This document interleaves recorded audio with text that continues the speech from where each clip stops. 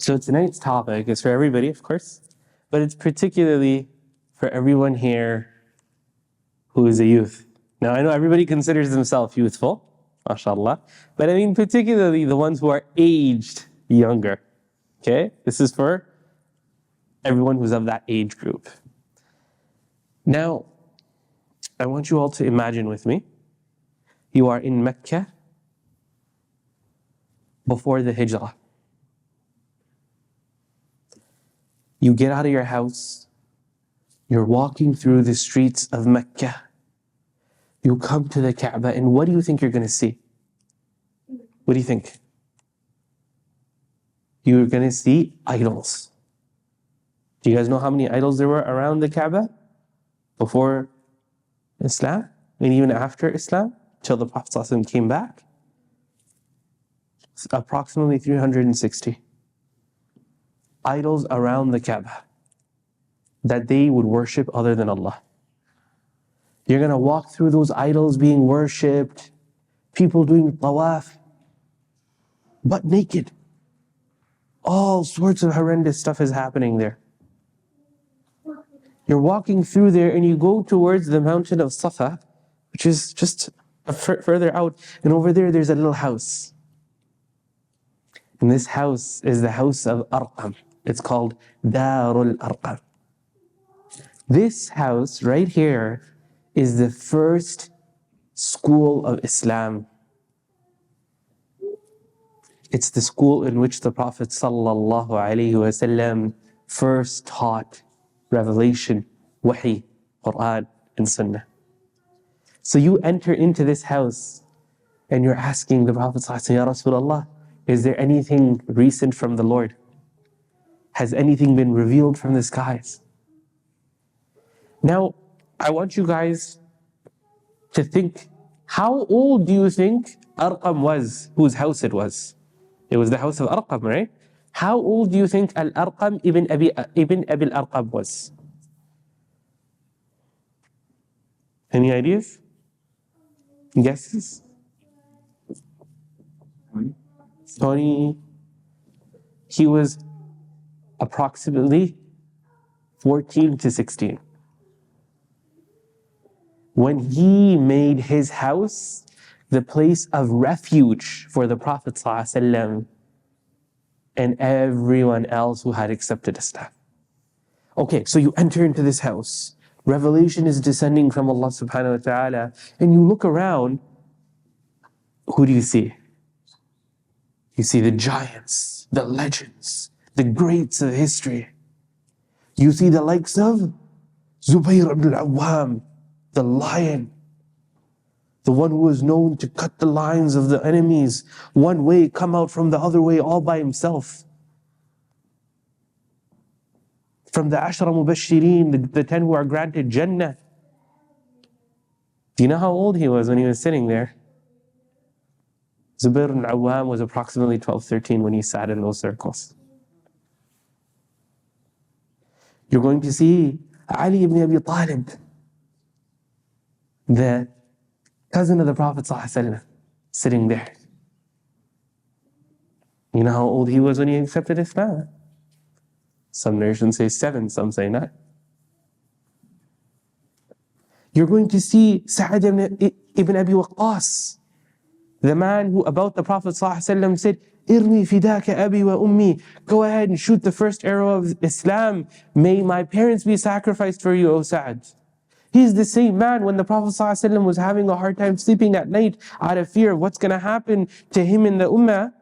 And he asks, who's out there guarding me? And they say, it's Sa'ad, Ya Rasulullah. And then Aisha radiallahu anha says, I could hear the Prophet ﷺ like sleeping with a small breath coming out. Like, you know, the breaths you take when you're deep in sleep and relaxed? Those are the breaths he was taking after knowing it was Sa'ad ibn Waqqas outside, who was his guard. He was also 12, 13 when he sat in those circles of Darul Arqam.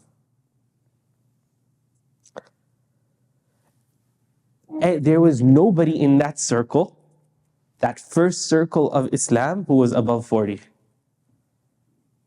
The eldest of them was Abu Bakr radiallahu anhu, and we know that he was 2 years younger than the Prophet ﷺ, so he was 38. Everybody else was in your age group. 15, 13, 16, 17. This was the age group. Their stories did not start at after graduation, after college, after high school. Their stories started very early. That's what made them great. Right? And again, not everybody needs to be this warrior, this leader. You have the likes of Mu'adh ibn Jabal, radiallahu anhu, who one of the narrations is that the Prophet ﷺ said he's the most knowledgeable of my ummah, of halal and haram. He's the same companion the Prophet ﷺ said, Ya Mu'adh, inni uhibbuk. Oh Mu'adh, I love you. And then he says, subhanAllah, he says, I love you, Ya Mu'adh. He says, لا تدعن دبر كل صلاة أن تقول اللهم أعني على ذكرك وشكري وحسن عبادتك. Do not forget to read after every prayer, oh Allah, assist me upon your remembrance, upon beautiful worship and your gratitude. 3 times. This is the same Mu'adh who the Prophet ﷺ sent to Yemen as the first ambassador of Islam to teach them their religion. Do you know how old he was when the Prophet sent him? 24, 25. As the ambassador. You have the likes of Zayd ibn Thabit, radiallahu anhu, from the youngest of the companions, the same one that the Prophet ﷺ told him to learn Hebrew, to be able to read the Bible in its original language. The same one who was a scribe of the Prophet ﷺ, of wahi, of revelation. He is the same one that Abu Bakr radiallahu anhu told to preserve the Quran. The same one that Uthman radiallahu anhu put in charge to preserve the Quran. Do you know how old he was when the Prophet ﷺ passed away? 18. He was 18 when the Prophet ﷺ passed away. We speak about Umar radiallahu anhu. Speak about this giant, greater than life. When he walked the street, Shaitan ran from there. The one who was such a big fear before Islam that they knew that if he did anything, nobody could stop him. The one that the Prophet ﷺ made dua that Allah gave them Umar. Subhanallah. The Prophet ﷺ made dua that Allah gives Islam Umar. You know how old he was when he accepted Islam? It's 25.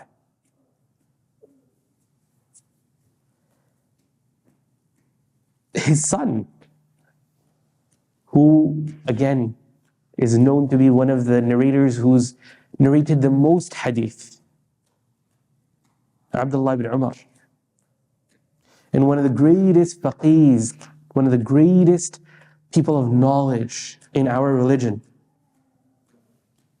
He was approximately the age of 14, 15, 16 at this time.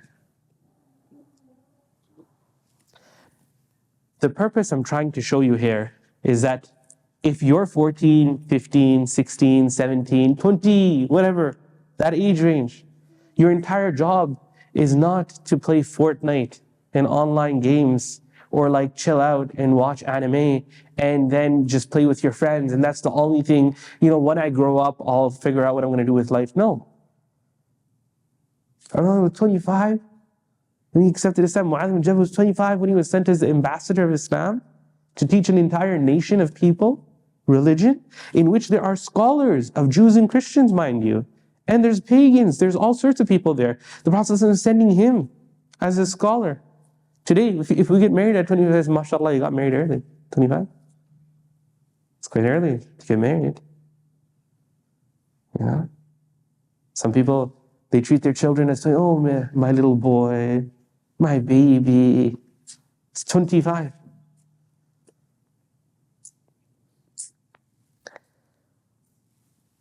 The point is responsibility, vision, living to that vision, starts at a very young age.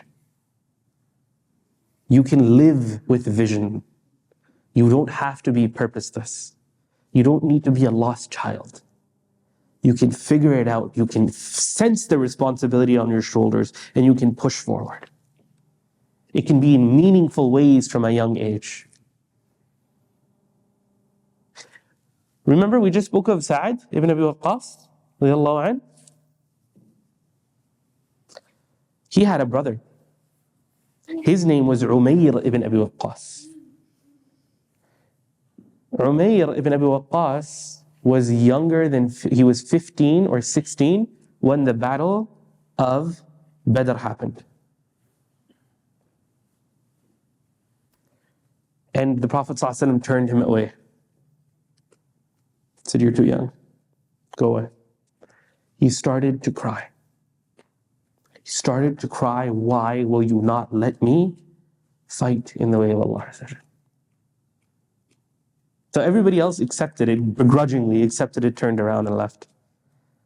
But he couldn't take it and he ended up crying. So the Prophet ﷺ let him fight. And he was a martyr, he passed in the way of Allah. And if you go to where Badr occurred, you look at the names there, you're going to see his name written there. Like you feel a sense of responsibility to do more. You know Ammar ibn Yasir? Ammar ibn Yasir, the son of who? Sumayya and Yasir.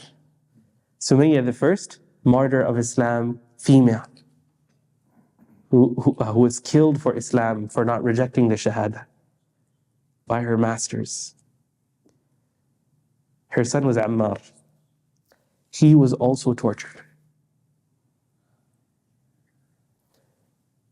And then he said on his lips, yeah, I don't believe, just stop, please stop. And when he came back to the Prophet ﷺ, he felt horrible. Horrible that he didn't stay firm when he should have. And the Prophet ﷺ told him, what did he tell him? He said, Ammar, belief is what's in here. You believed, even when you were forced to say otherwise.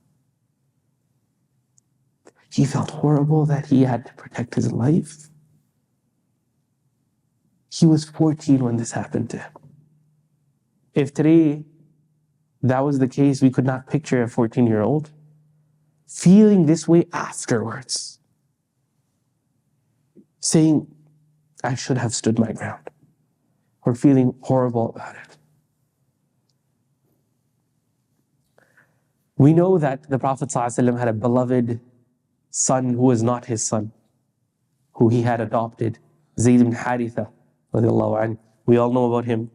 We know how he was young. But there was somebody else. He was called Hibbun Nabi ibn Hibbun Nabi. The love of the Prophet, the son of the love of the Prophet.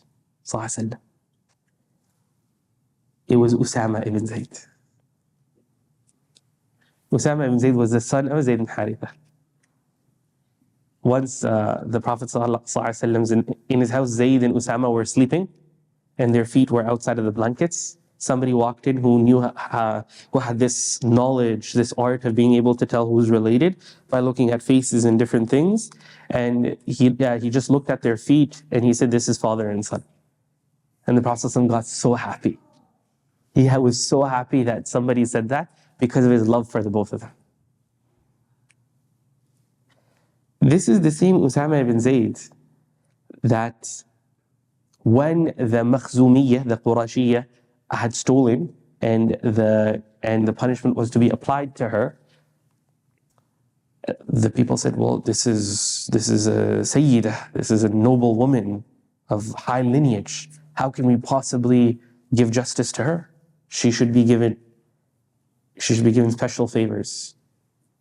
She shouldn't be treated like the rest. Because this is how tribalism works. If you're higher up, the rules don't apply to you. If you're lower, they apply to you. And unfortunately, today you still have this level of injustice where people who think that they're above the law and the people who are below them are the ones that the law is for, not them. So this goes way back. And so this type of feeling was still there because This is somebody of such high stature. How can we treat her the same as a regular person? So when they wanted somebody to intercede with the Prophet ﷺ, do you know who they sent? They sent the love of the Prophet, the son of the love of the Prophet, Usama ibn Zayd. And the Prophet ﷺ said, what are you asking me of? Even if Fatima radiallahu ta'ala anha was to steal, I would have applied the same punishment to her. What did Usama do to possibly have this type of love of the Prophet? What was it about him? What type of actions did he do that he had so much love of the Prophet? Do you know how old he was when the Prophet ﷺ passed away? He was 16. 16 when the Prophet ﷺ passed away. And do you know what the Prophet ﷺ made him in charge of? Before he passed away, he made him in charge of the greatest army of Islam to go and fight the Roman Empire. He gave that charge to the 16-year-old Usama ibn Zayd.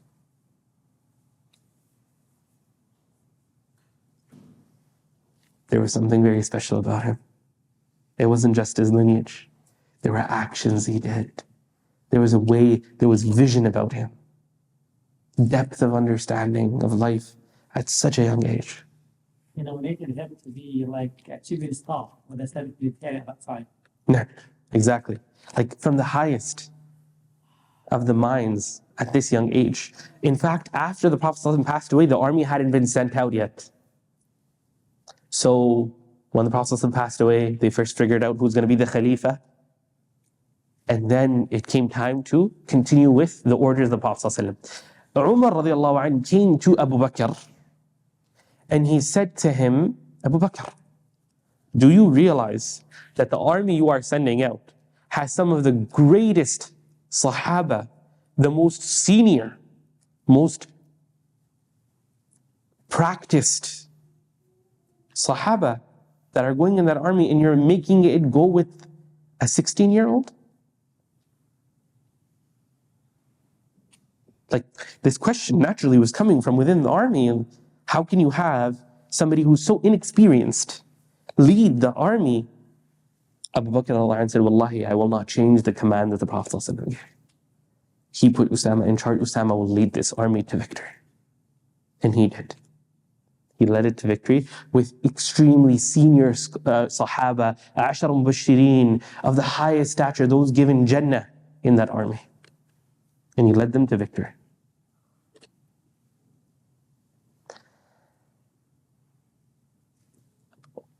These stories require you to think of yourself as a visionary.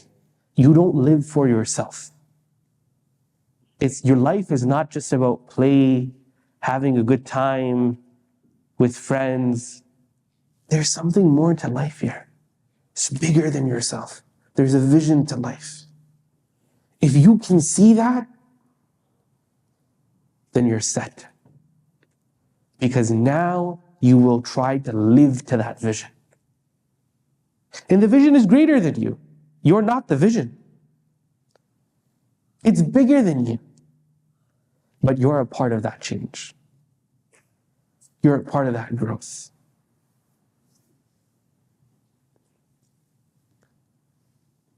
We will have one more story, which is the story of the most noble of families. The family that the Prophet ﷺ loved the most. The family of Abu Bakr radiallahu anhu. And we will be talking about his first daughter, who was Asma, bint Abi Bakr radiallahu ta'ala anha. She is the same Asma who the Prophet ﷺ nicknamed Dhatun Nitaqin, the one with the two ribbons. Why did he name her that? Because she was a direct assistant in hiding and supporting the Prophet ﷺ's migration to Medina. She would tie the supplies, make them, and have them sent out to them in the mountains. when they were hiding from the Quraysh. Because they had a bounty on the Prophet ﷺ. They had said, whoever finds him and kills him will be given 100 camels. That's basically more than $1 million. More than that. And so she would prepare their supplies. And the Prophet ﷺ, out of love for her, because this one time she took off her ribbon that was holding her hair, she took it off and she tied the supplies with it, the supply bags. So the Prophet ﷺ, out of love, he called her the one with the 2 ribbons. How old was she when she took on this role of being one of the confidants of the Prophet ﷺ? She was 15 or 14. 14 or 15, and she's playing the most vital role that you can play in protecting the Prophet ﷺ's secret of the most important and potentially most damaging time, which is of the Hijrah. And she's doing this knowing it's for the sake of Allah Azza wa Jalla.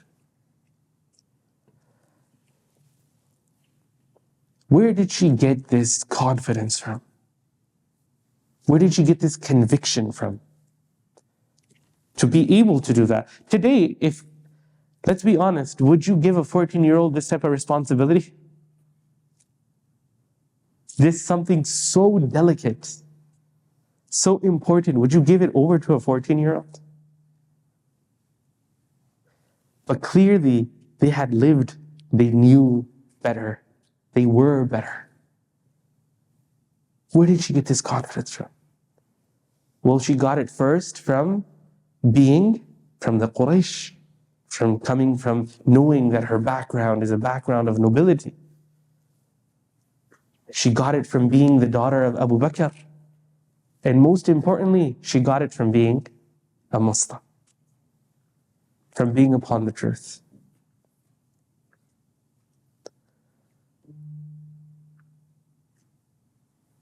This same woman then went on to marry Zubair al-Awwam radiallahu anhu. Remember the lion we were talking about? From the Ashar al-Mubashirin, 10 who were granted Jannah? She married him. And they had a son who was called the first son of Islam, because he was the first child to be born in Medina. His name was Abdullah ibn Zubayr. So she was the daughter of the greatest of men after prophets, Abu Bakr, married to Zubair al-Awwam from the 10 granted Jannah, and having the first son of Islam, Abdullah ibn Zubayr. Do you see her position? Do you see the type of, the tarbiyah she got, the support she became and was given to by her husband, and then who she formed? She formed, disputably, the 6th caliph of Islam, Abdullah ibn Zubayr. When the fitna occurred after the death of Muawiyah radiallahu anhu, there was a fitna where everybody gave bay'ah to Abdullah ibn Zubayr radiallahu anhu. Everyone gave bay'ah to Abdullah ibn Zubayr radiallahu anhu as the Khalifa, and the people in, the people who were descendants of Muawiyah, they didn't accept this, and so they had a fitna, and they sent the slaughterer, the butcher. His name was Hajjaj ibn Yusuf. They sent him to go sort out things in Mecca and Medina, and so he fought Abdullah ibn Zubayr radiallahu anhu both in Mecca and Medina, and it came to a point where everybody had left the side of Abdullah ibn Zubayr radiallahu anhu because of just how horrible and how bloody Hajjaj was able to get. He would kill without any consequence, and he would butcher. And so to stop him from doing that, people left the support of Abdullah ibn Zubayr radiallahu anhu, and he alone fought the armies of Hajjaj. When they would come from one side, he would fight them from one side. When they would come from the other side, he would fight them from the other side, until they overcame him. He was 70 some years old when he did this. When they then managed to kill Abdullah ibn Zubayr radiallahu anhu. Asma bint Abi Bakr, his mother, was in Mecca at that time. She was over 92 years old. And the slaughter, the murderer of her firstborn child said, "Come to my palace in Mecca." She said, "I'm not going to come." He sent the messenger again and he said, "If you do not come to me, I will get you dragged by your hair and brought here." She said, "I'm not coming." Hajjaj ibn Yusuf, the slaughterer, the butcher, came to Asma bint Abi Bakr, to her house. He came down, he sat down to talk to her, to show her, to gloat. "Look, I killed your son. Look, I won. I'm victorious." So he comes to Asma. She says to him, she looks at him, and she says, "The Prophet ﷺ had told us that from Bani Thaqif, from the tribe of Thaqif, there will be two. One will be the liar, and the other will be the Mubir, the slaughterer. As for the liar, we know who that was, the false prophet who had come before. And as for the slaughterer, wallahi, it is nobody except you. You are the slaughterer of Bani Thaqif." How could she do that to a man who had killed hundreds of Sahabah? Just hung them, knowing that he's very capable of horrible things. It goes back to when she was tying ribbons for the Prophet ﷺ. It goes back to that time where she built who she was. She cared nothing for herself. She cared for Allah and His Messenger and for the truth and for justice. That's what she lived for her entire life. And at 92 years of age, that upbringing rang true for her. She lived a life of truth and remained on it upon that till the ending. And so the point of this reminder today, my dear brothers and sisters, is that feeling the weight of responsibility, living with this vision and acting on it from a young age, writing your stories from now is important. For your story does not begin at 25, 35, after university. It begins now. Live with vision, and you will do great things in life. Live for Allah, and Allah will remember you, and the people will remember you.